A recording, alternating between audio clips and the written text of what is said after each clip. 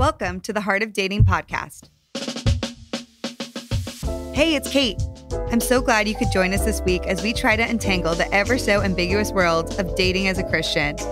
Over here on Heart of Dating, we get real as we answer some tough questions and uncover transformative ways to approach Christian dating. Oh, and you better believe we have some laughs along the way, because last time I checked, the struggle is #real. You know what I'm saying? Now, let's get to the heart of the matter. Hey guys, what's up? It's your girl Kait here, and we have another episode of the Heart of Dating podcast in the thick of season 10, where we are talking all about sex. We are debunking unhealthy narratives. We're talking about healthy expectations, how to have a healthy sexual ethic that's rooted in godliness and the Word of God. And, we're just going there in so many different ways. If you missed last week's episode, I highly encourage you to check it out. It's all about marital consent and why that is so important. And it's not often talked about, okay? And it really needs to be talked about. And today we are so excited because we are debunking a bunch of myths today with our dear friends, Dave and Ashley Willis. We love Dave and Ashley. We're just like super fans of Dave and Ashley. They're the real deal, an incredible couple, and they love talking about sex. So let me tell you a little bit about them. Their relationship began when they met in the fall of 1999 at Georgetown College, a small Christian school in Kentucky. They met in an acting class, quickly became friends, and started dating the next semester. They were engaged within a year and got married the week after Dave's graduation. They were young, broke, but so in love. The first years of their marriage were just as wonderful as they were challenging. They quickly realized that both of them had differing expectations that impacted the way they viewed their relationship.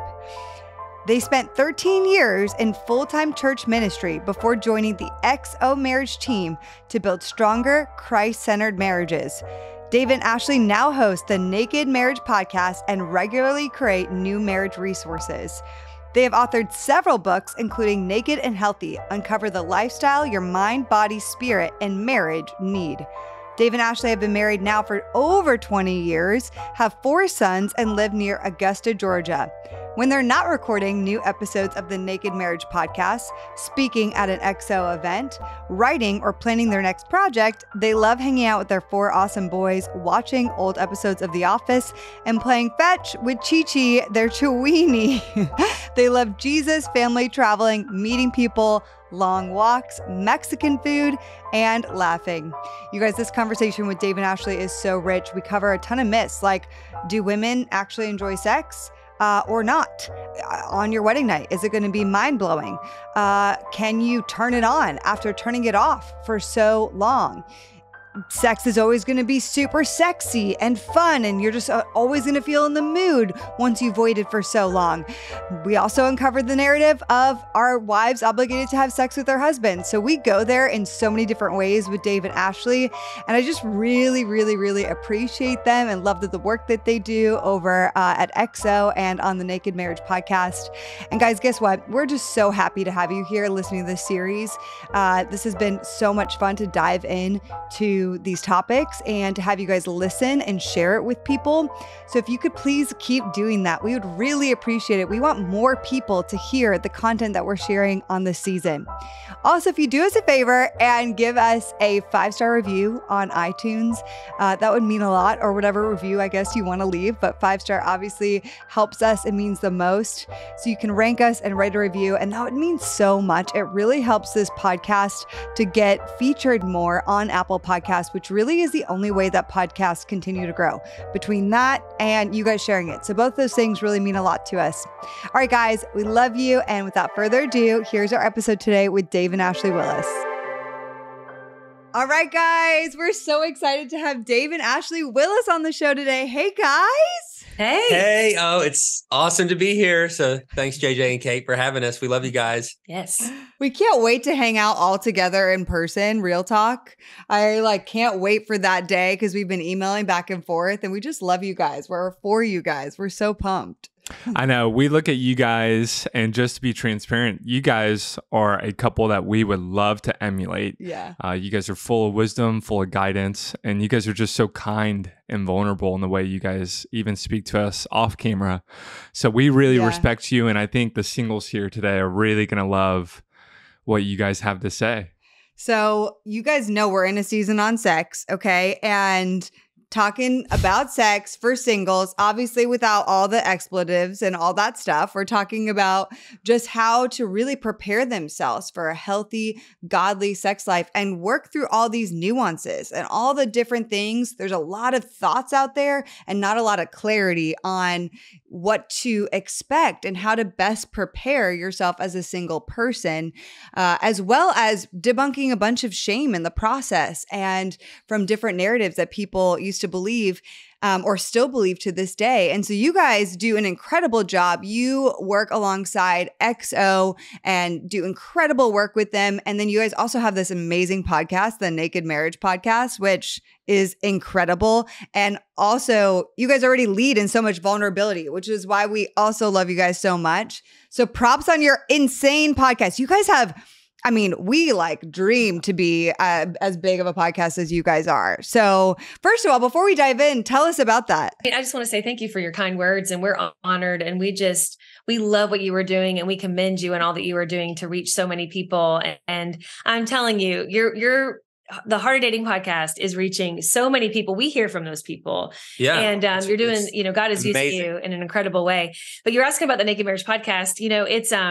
It's been so fun. Like we've really, it's like you put something out there, you guys know how this is, and you just hope it's helpful and you hope it's helping somebody. And probably our favorite part of our job is to hear from people that it means something, that it's helped their marriage. And because that's why we do what we do, and so we enjoy it. We love that we get to do it together. It's really fun. It is a lot of fun. I love that you guys do it together too and talk about these nuanced subjects, which is fun, right, baby? Yeah, it is. I mean, Kate and I were at dinner last night. We cooked a home cooked meal, and we were like, it's kind of funny that we don't come home at 6 p.m. and we're like, how's your day? Because we just saw each other all day long. Working together. We're like, true. Oh, it's great. It's fun. It is fun. And lots of opportunities to practice what we preach. So let's go ahead and get started. I mean, for background, as you guys are listening and have heard it in the introduction, Dave and Ashley have seen a lot of married couples. That's right. And they were so excited to do this episode today because it was basically an opportunity to talk to these couples as singles, right? What do they wish they could go back in time and tell each of these couples as a single? So that's what brought us here today regarding the topic of sex. So do you want to go ahead and ask the first question? Yeah, so we're going to debunk some myths today, you guys. Are you ready to myth bust with us today? Yes. I'm excited. Yes. Let's go. I feel like I'm the Ghostbusters or something. I don't know, like debunking stuff. Okay, so let's debunk this first myth. There is this myth that for the singles listening, that they wait to have sex, and when they finally get to have sex, sex will always be amazing. So they're waiting, and then finally it's their honeymoon night, and from that point forward, always and forever, sex is going to be the best thing ever because they waited. And so it's basically the assumption that, if you hold out, if you do remain abstinent, that God will bless you with the most hot sex life in the entire world. And, I think some of the issue with this, which I'll let you guys speak to more, is from a lot of married couples that we've talked to, and you guys have talked to way more, sometimes this sets us up for some unrealistic expectations. And for the reality is, for many people, it can be, especially in the beginning, uncomfortable, even painful, and can lead to shame if it's not the most amazing thing they've ever experienced. So what have you guys seen? How can we debunk this myth while still encouraging singles to, yes, hold on to waiting till marriage? There's a beauty to that, but still know that the reason you're doing that isn't just so you can have this hot, amazing sex life. Yeah, that's so good. You want to start, sweetie? Oh, I mean, definitely. I feel like this has been perpetuated, especially maybe in youth groups that were well-meaning, just to say like, hold on, that meaning well, saying like it's worth the wait. That's kind of been this narrative, which I think it is. I mean, obviously it's worth waiting for, the person that you marry, obviously. But I think that there was this assumption like, and if you wait, God will bless you in this specific way. And that specific way is you're going to all of a sudden, even though this is your first time having sex, you're going to be a sex god and sex goddess. You're going to know exactly what your partner likes and dislikes. It's just not going to be awkward at all. It's just going to be bliss right from the get-go. And then, like you said, it's just always going to be that way. And I'm telling you guys, it's just so far from the truth because, I mean, if you just look at this, just looking at what you're doing, anytime you do something for the first time, and here you're talking about sex, this amazing union of two people with their bodies, it's body, mind, and spirit. And I mean, of course, that's going to be, it's going to be, probably awkward at first because you've never done this, but it's also, you're getting to know each other. I feel like there's a long period of time where it's kind of this special dance where you're getting to know what each other likes and dislikes. But then there's these things that people don't talk about too. And I'm just going to go there because I know you guys want us to go there, right? Okay. Yeah, go there. We talked to many couples over the years, and I think sometimes there's this condition called vaginismus, and you guys may have heard of it. But it's where basically some women, and oftentimes they are women who have waited, not always, but it's kind of tied, it's mind and body. They experience something where sex is extremely painful, and those muscles kind of work, the pelvic floor muscles work in such a way that the woman can't enjoy sex. And we've talked to multiple couples where this has been their experience. And all of a sudden they're like, wait, God, I promised to wait for my spouse. I did it. It was hard, but I waited. Where are you? Why are you punishing me? And then people have like a crisis of faith and they think, why is it? I mean, right, sweetie, you can speak more on this too, but we've had to talk people through this because again, I think it's this unspoken deal we think we've made with God that just because we've waited, we won't have any trials to overcome. But vaginismus is just one of many things. There's a lot of mental stuff we have to overcome.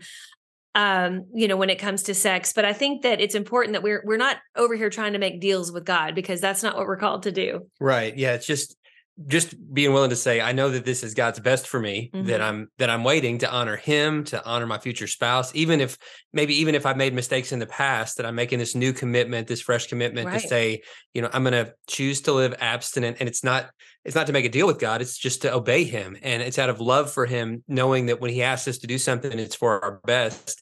And then to work through, the healing of maybe wounds you do have from past choices, or even if things have been inflicted upon you, in those horrible situations where abuse has been involved, to do the work to heal and get your heart whole and to let God, really, really work in those areas.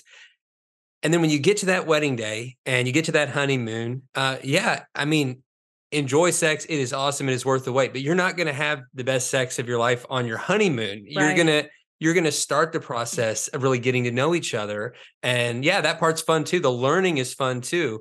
But over time, the trust and the comfort that you build with one another, the way that you learn, like Ashley kind of referred to it as a dance, nobody's great at a dance on their first lesson, but over time, when you've been dancing with the same partner, you really can enjoy it in new ways over time. And so just know that you take the pressure off of feeling like, all right, we're going to wait. And then it's going to be perfect, because it's going to take work, and it's a fun kind of work, but it's going to take work, and that's okay. And I just want to say too, real quick, before we move on, the flip side of that. So there's like people who've waited, who have this expectation of God keeping their deal with them and giving them this perfect sex life. But the flip side of that is people who maybe end up not waiting, feeling like that their sex life is doomed. And we've talked to couples where, like, I have a dear friend of mine, kind of in this hard part of their marriage. And really, she said, sex has always been something where her husband has a much higher libido than her, but she does it, because she wants to serve her husband in that way. But she said, I just don't think I'm ever going to fully enjoy sex because I didn't wait. She's like, it's essentially God's punishment to me. Yeah. And I had to look at her and I was like, whoa. Like, this is bad theology. This isn't true at all. I mean, first of all, all of us make mistakes. None of us are perfect, and God forgives us. And she had repented about that a long time ago. And it doesn't mean just because, you had sex before marriage that you're absolutely doomed. I think that, anytime we God wants us to come to him and surrender that to him and recorrect, but we're not doomed. And I think that there are a lot of couples that maybe they've not verbalized it like my friend did, but like they have thought, maybe the singles listening to this have thought to themselves, Right. well, I've totally ruined it. I guess I'm never going to really find that perfect person or have that perfect sex life or have any, an enjoyable sex life because I've just completely derailed my life. And I just want to be the first to say that's just not true. And I just don't want, people to continue believing those lies because I think we do bring those things into the marriage.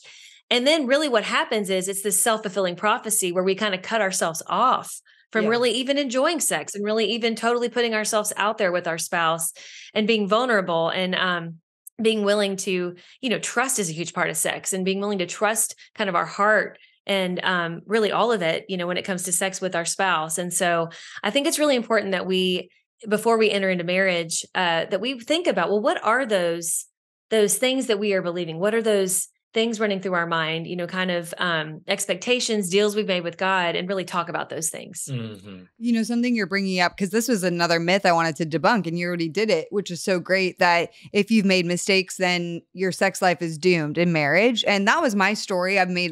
People know my story that I had a sexual past before JJ and I got married. And I will just say and add to that, and maybe you guys have experience of hearing this as well, at least in the single world, what we see and what JJ and I have talked about before is that idea is also perpetuated sometimes with people that you date.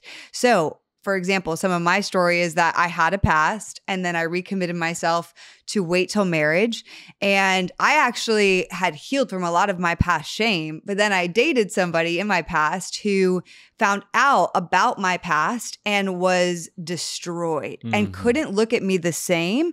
And it really did deeply impact our relationship.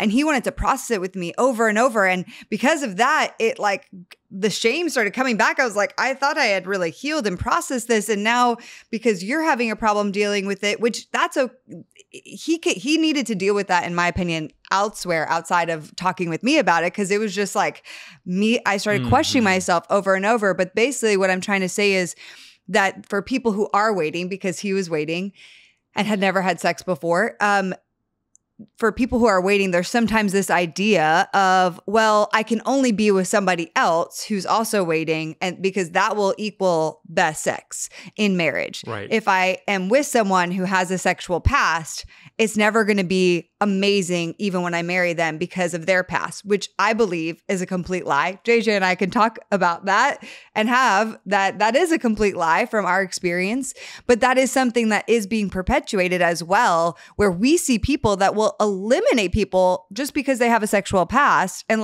no, I won't even consider them. I will only date virgins. I will only date virgins.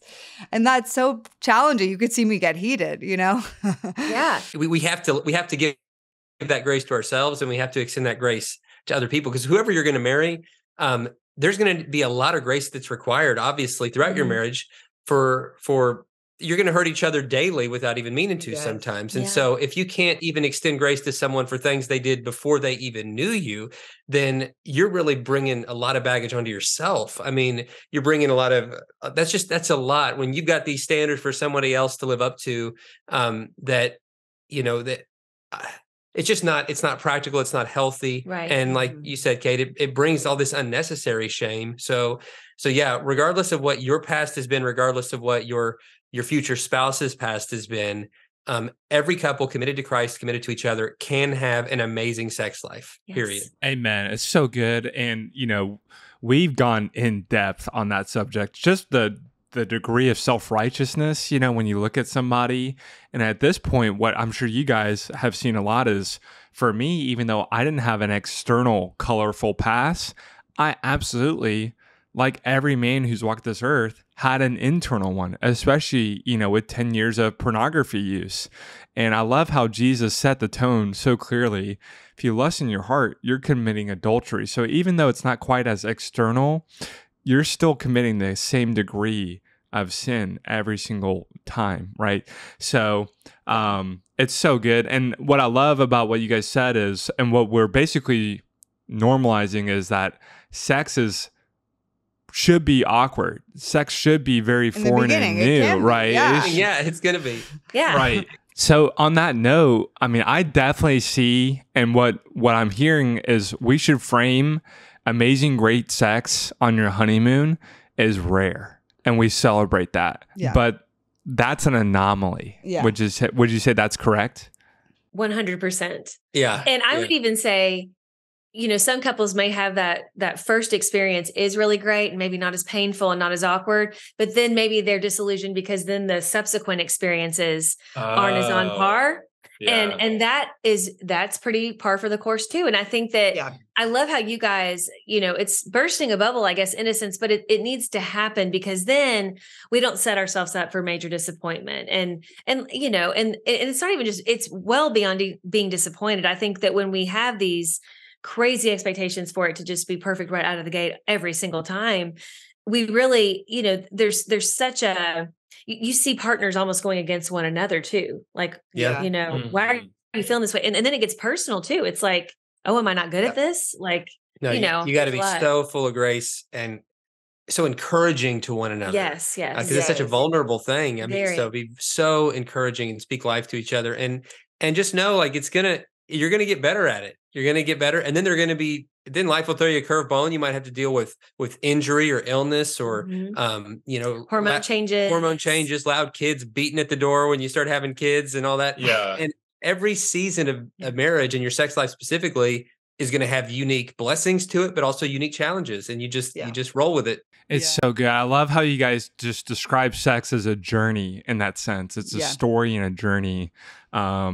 For me, it's almost like golf, like you pick up the club and you're going to not be good, right? But we hear a lot of things about sex, obviously growing up, especially if you have a church background. I think one thing I heard a lot that I would love to ask you is, in general, women don't really like sex. And really, it's for men and to serve men. And a good wife subjugates and subjects herself to the man for his delight. Would you guys say that's a pretty prominent myth that you guys run into, and how would you guys respond to that? Oh yeah, we definitely. Yeah, it's definitely. Well, first off, it is a myth. It's for a sure. big myth. God created sex to be enjoyed by both, and in fact, like it just to get kind of like biological, neurological, like the woman, like her pleasure centers actually have more neurons, more cells, like so than the husband's does. So.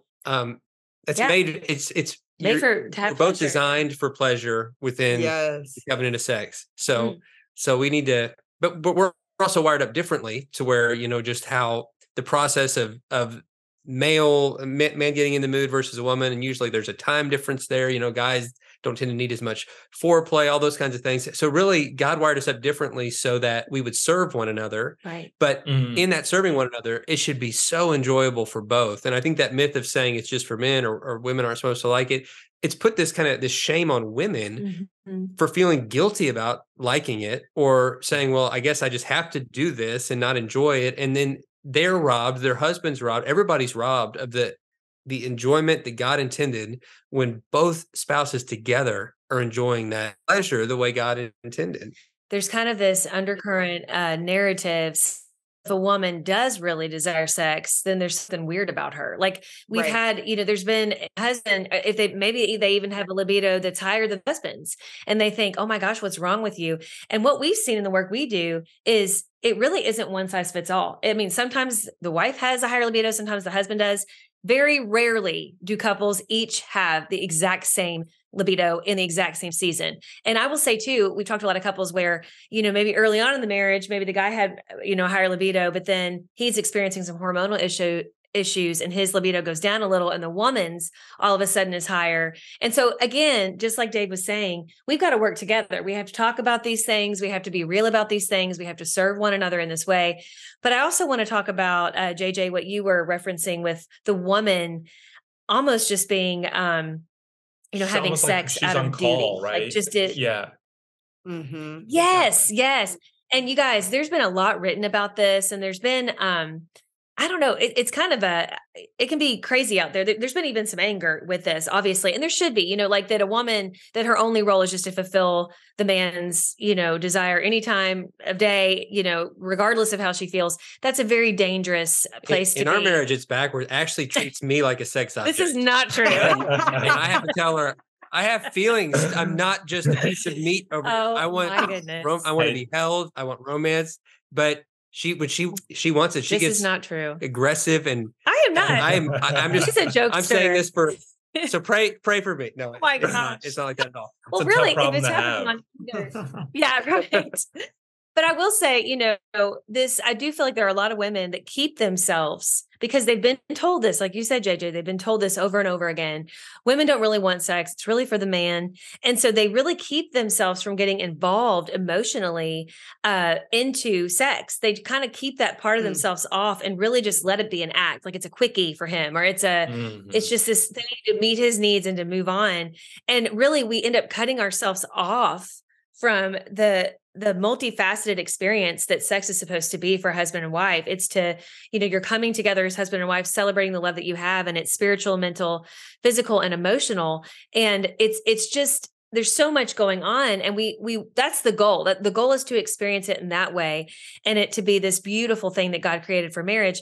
And so it is not supposed to just be duty sex. Like there's a time where maybe one of you is really feeling it and the other isn't quite, like there's that really intense need. The other isn't quite there yet. And maybe you do have a quickie when you're married. There's a place for that, but that cannot be the go-to. That's unhealthy when that's the constant go-to. And, I know Dave was joking earlier about, him, being on call for me or whatever. I do think that this can be flipped. I do think sometimes maybe there is, a husband who maybe doesn't have quite the libido for, compared to his wife. And he feels like, well, I'm just fulfilling her needs. And I would just encourage any couple in that dynamic to really slow down. And don't let sex just be this act. Let it be this beautiful time for you all to enjoy each other. And really a lot of what has to do with great sex is everything outside of the bedroom. It's all the conversations you're having. It's the non-sexual touch. It's thinking about each other, and how much you love each other. And there's so much that goes into it. And so what does that mean for singles? I just would say, again, it comes down to expectations of knowing that neither one of you just needs to be this, person who's just kind of doing a duty. It's really about coming together. And I've heard people call it a mingling of souls. And I love that. And I think that that's truly how God designed it, to be pleasurable for both. Yeah. It's so good. I completely agree. And what frustrates me so much with that narrative of like women are on call for sex is it for my story, like I have been in abusive situations, and it kind of perpetuates that same narrative of like, hey, you need to do this for him, even though you don't want to, even though you want to say no. Like the reality is you can say no. You can say, no, I don't want to. And like, no, I'm not just doing this whenever you want to. Like you can have a voice. And especially I think for women who have either been in abusive situations or that's been a narrative they've received, I think it just needs to be said that you do have a voice, and this was designed for you to also experience the fullness of pleasure. It was not just designed for the man, like you guys said. And I think one other thing I'd love to just touch on here is, especially, and men are not nearly the only ones addicted to pornography. Women are too, especially at a much higher rate these days than ever before.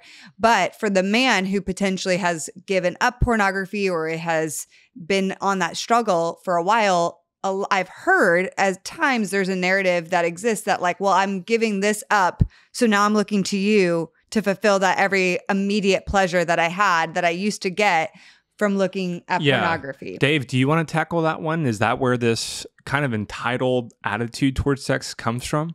I think that porn is a huge part of the problem. I mean, even like leading up to porn, just kind of the entertainment industry, the way that sex is depicted in pop culture is so unrealistic most of the time that it's just setting everybody. If that's our tutorial for what sex is supposed to be, then everybody's just going to be set up for a lot of frustration and confusion. And then porn, of course, is the worst culprit because it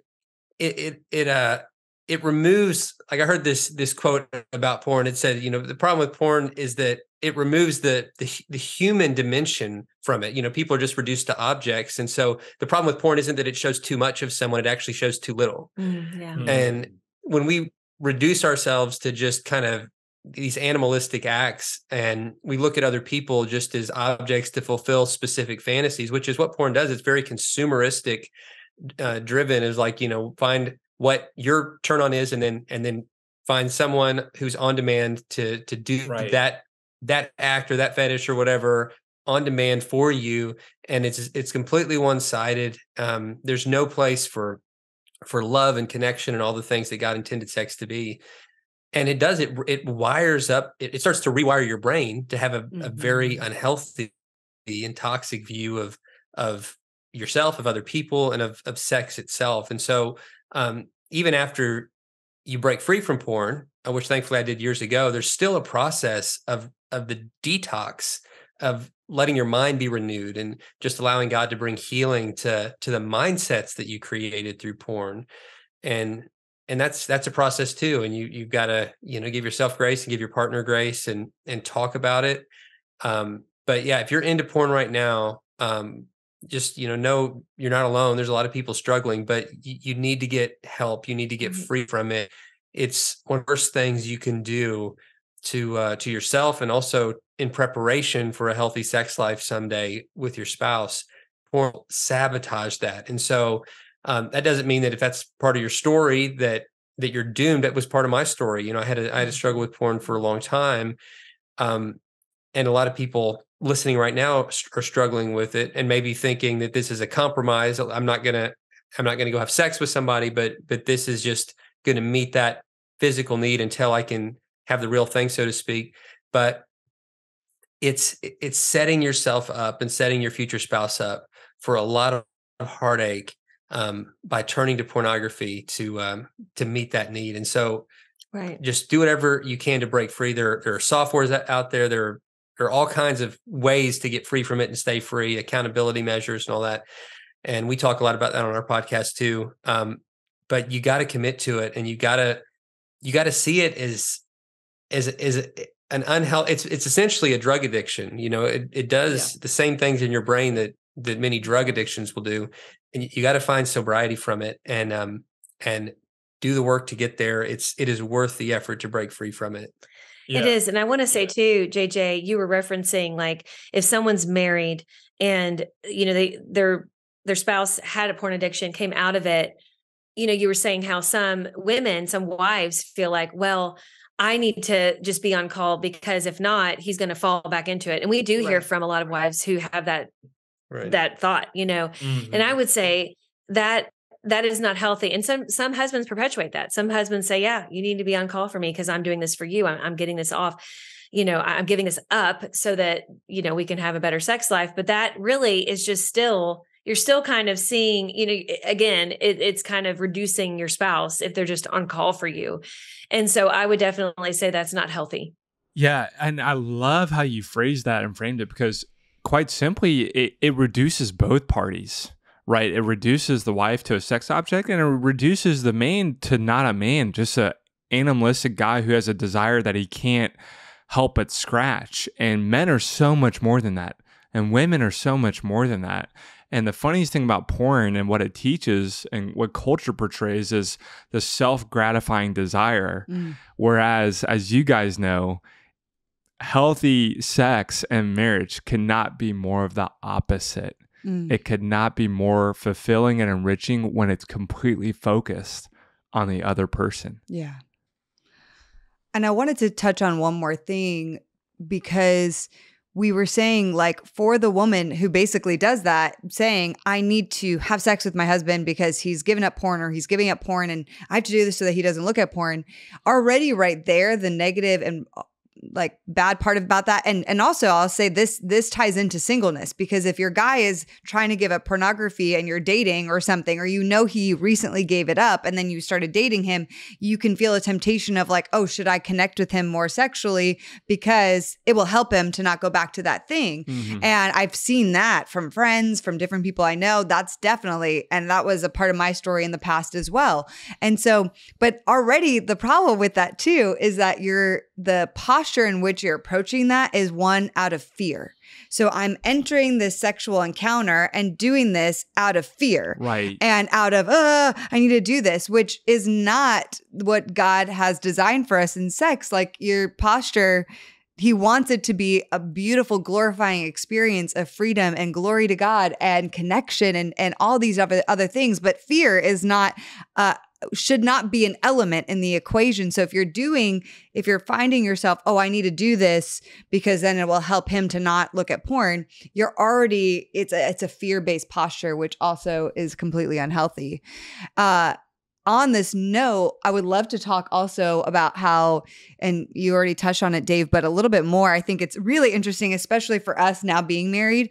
But another thing that comes up a lot by culture, by porn, all these standards is, and even rom-coms, okay? And I love a good rom-com, but like when I watch it now, I'm like, this is hysterical because they portray sex as like this easy, frequent, amazing thing that just happens and then you suddenly are cuddling in bed after and everything is perfect. And it's like, this is not how it happens. Like, it's like so weird and ridiculous, but you see these things over and over and over again. And you're like, wow, it's going to be so sexy and passionate and easy. And I'm going to fall asleep perfectly afterwards. And it doesn't show at all the environment that needs to be created for sex. It doesn't show anything that happens during the day that leads you up to feeling like you want to be connected to do that, and all of those things. So I would love to hear from you guys if you've experienced this with the people you work with. Like sex it's supposed to be easy. It's supposed to be frequent. Like, what are we doing? I didn't think it would be this way. What do you guys think? Yeah, no, I think it's all the time. And I love a good rom-com too, but it is totally unrealistic. I mean, I think that is if you have one moment where it's the spontaneity in rom-coms, I mean, it's few and far between in real life. You know, we have jobs, we have kids, pets, and different things vying for our attention. And like you said, you know, Kait, like if you've had a bad exchange earlier in the day, you're not going to be as inclined to want to just go for it at night. You got to work through those things, right? Yes. And it's so important, you know, how we talk to each other and getting our minds. I mean, you know, Dave always says our mind is the biggest sex organ and the most influential sex organ that we have, because it shapes how we view ourselves, how we view our spouse, how we view sex. And so it's important that our mind is in the right space. But yeah, I think it's really important that we kind of push that aside, you know, the rom-com stuff, because in real life, I think that you need to put sex on the calendar. I mean, I think it's important to prioritize sex to the point where we put all these other things on the calendar, when we're going to work out, when we're going to go to work, when we're going to go to that conference, you know, whatever it is, we put it on the calendar to make it a priority. And I think a lot of couples, when they're, you know, maybe a few years into marriage and they feel like sex isn't happening as frequently as they like, and they're kind of, you know, it's the same old thing. We always encourage them, put it on the calendar, and they look at us like we're crazy. And we're like, well, you put other stuff on the calendar. Why would you not say, here's the minimum that we want for sex? And if we do more than that, awesome. Like we can still be spontaneous if we want to be, if we can be, but let's like prioritize it to the point of putting on the calendar, right, sweetie? Yeah. Yeah. You got to be that specific sometimes, especially like if you're like with us with kids and life is happening fast, everything important gets on the calendar somewhere. So yeah, don't be afraid to put it there, but also be open to the spontaneity too. Like, it's like, well, it's not Tuesday, so we can't do it. So be open every day for what might happen. Yeah. And yeah. That's actually so fun and funny that you say that, because I completely agree. And literally yesterday in the morning, I was like, okay, can I set an appointment with you later?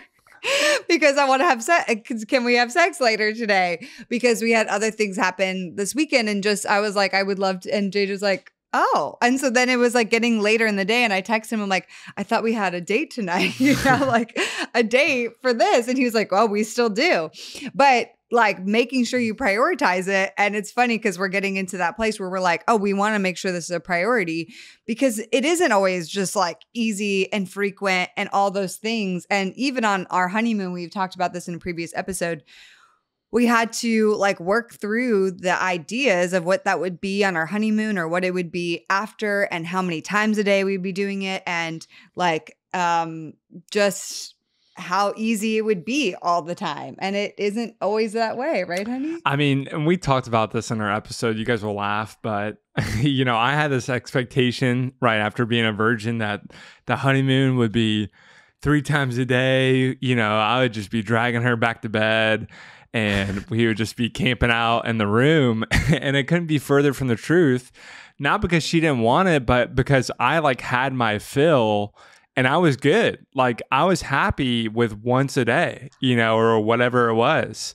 And multiple times a day it was hard for me.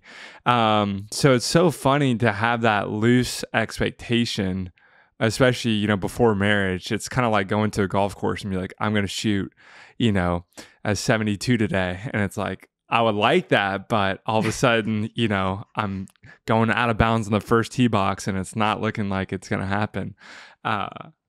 And that made me question. We talked about this. I was like, what is something what? I thought we were going to be able to do this all the time. And that wasn't fair for me to say and put on him. But again, expectations of especially on the honeymoon, JJ's waited. This is going to be awesome. We're going to have, I've waited too, but meaning it's just going to every day, multiple times a day. And it was amazing. We did have an amazing honeymoon, but we still had to work through some things and expectations because it wasn't exactly that way.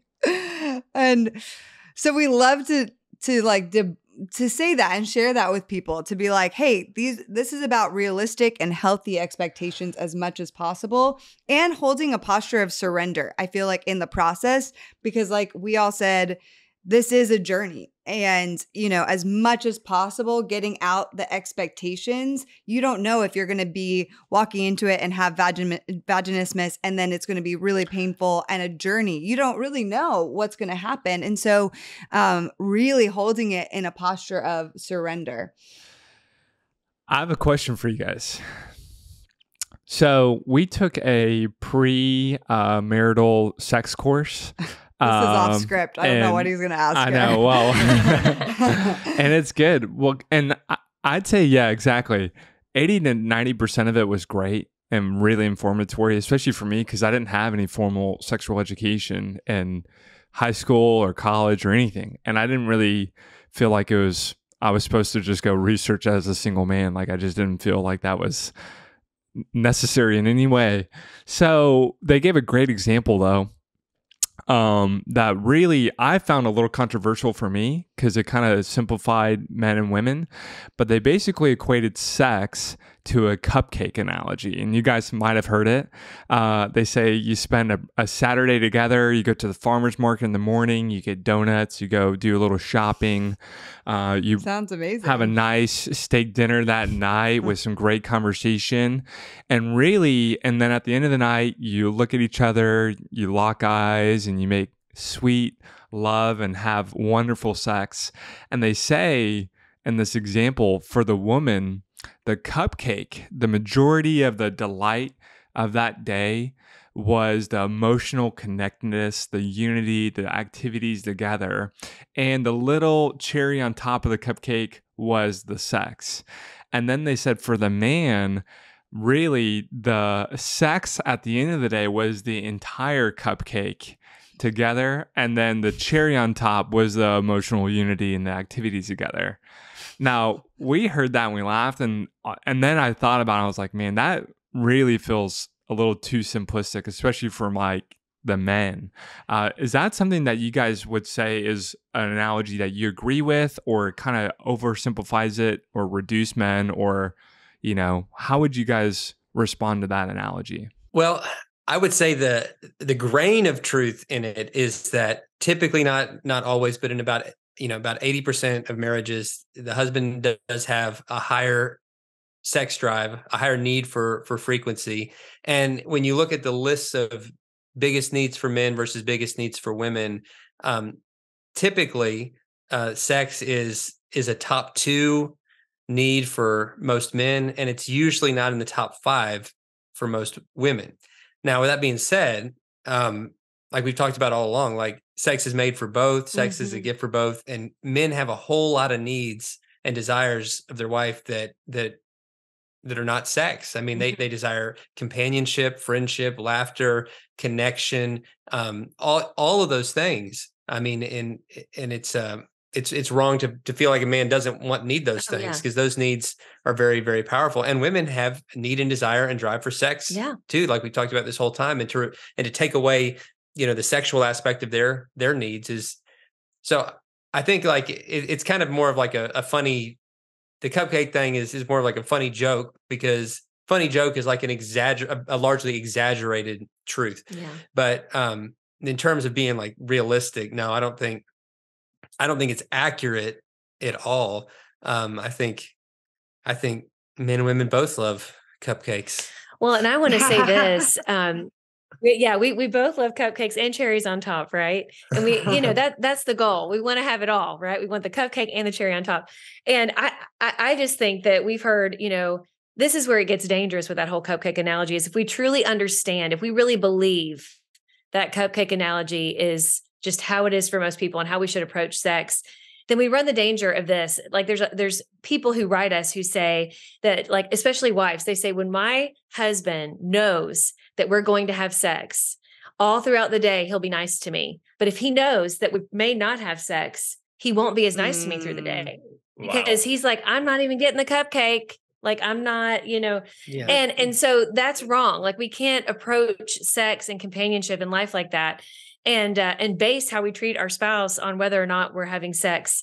And so I think that, again, every spouse is a little different. I think that the libido, is going to be different for each person, whether they're a man or a woman. And I think the biggest thing we can do, for the singles listening, is just, realize that sex is such a gift for both the husband and the wife. And that, of course we need to temper our expectations, but that it is something to be enjoyed for both. Yeah. I completely agree. I think that's something that was interesting on our honeymoon, because we heard that we took the course. We've never told people what it is. They all want to know. I'm like, I only give recommendations on things that I like really, really, really support. It wasn't bad, but anyway, so we took it like a week before we got married, and I was like, that's interesting. But what was really interesting is on our honeymoon, it was definitely proof that it wasn't necessarily fully true for JJ, because like he felt so fulfilled by our connection, our emotional connection, all these other things, which in the depiction of that, the woman craves that the most. And then she craves sex after she gets all those things. But what it was like for JJ was that he was so fulfilled by that emotional connection and by just so much joy and love that he was like, I'm good. Like, I still want to have sex, but I don't need to do that. I already feel like the cupcake and with the cherry on top is already here.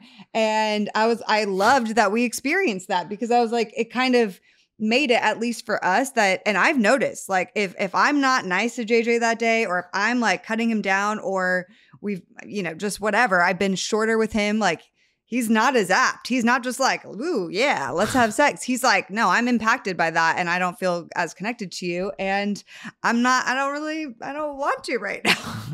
Right, Eddie?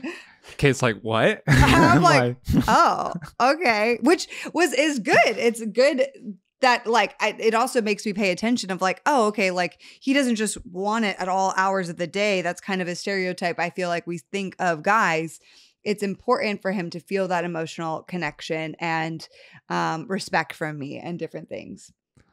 It's good. I think Dave was smiling at me like brother to brother, right there. Well, and I love that too, because I think when you guys hit it, every cupcake is different for every person, right? And at least for me personally, my cupcake was great with or without sex, right? The emotional unity and spiritual unity was better than anything I could ask for. And the sex was just a bonus on top. So good. You guys have seen lots of singles. Is there one more question that you wanted to ask? I feel like we covered all of our myths, unless there's something that you guys have, like, especially in your pocket where you're like, we need to talk about this. Because we covered a lot and you guys are phenomenal. Oh, you guys are. Well, I think that a new collective name for the two of you, I want to start referring to the two of you together as KJ. And, I think it could catch on. KJ. It's like this celebrity couple names. Celebrity You're connected KJ. names. So there we go. It's the KJ. I like KJ. That's hilarious because at our conference we had karaoke at a singles party we threw, and we had a karaoke man come, and his name was the KJ because the karaoke jockey. So now all I can think about is he's the KJ. I didn't know they had that name, but that was perfect. Yeah, you guys are the real KJ. Yeah, you're the real thing. We appreciate it. Well, Dave and Ashley, this has been phenomenal. You guys are so incredible. Thank you for sharing so much wisdom with our singles. Thank you for helping them to debunk so many myths, and just really, I hope this has been challenging for the singles and also starts a journey of, rewiring their brains on what really could potentially be the reality in marriage in a healthy, beautiful way of what sex should look like. And so we're just so grateful for you guys. We really are. And I think what I would just call out is when you guys speak, there's so much hope for every single person listening, right? Yeah. Regardless of background. You guys do such a wonderful job at exuding hope. Thank Wow. you. That means so It's a much. huge compliment. Thank and we you, feel the guys. same from you two. What you're Yes. doing is a gift to the world, and God's going to just keep blessing it. And we're just honored to be on this journey with you guys, and we're cheering you on from Georgia because Kate, God's got big plans for KJ. That's right. We appreciate that. We love it. Well, thank you guys so much. If you guys are single, just bookmark it mentally in your head. XO Marriage, Dave and Ashley Willis, the Naked Marriage podcast. Right. And they're an amazing resource. We have a lot of people that, get to know each other. They get engaged, they get married. And so once they kind of graduate, we pass them along to you guys. To you guys. Well, thank you guys so much. Give all the boys a big hug from us and Chi-Chi a big kiss, which is their dog. I was like, what? All right, guys. Thanks so much. We'll talk to you soon. Bye, guys. Thank you. Bye. Bye, guys. The Heart of Dating podcast is created by Kate Warman. It is a part of the Converge Podcast Network. Our incredible editor is the one and only Scott Caro. Our theme music was developed by the amazing Christian Ledoux. If this is your first time listening to the podcast, or if you've never written us a review or ranked us on iTunes, we'd encourage you to do so because it helps us so much to get this podcast into more people's ears. We launch our podcast each and every week on Wednesdays, so we'll see you next week.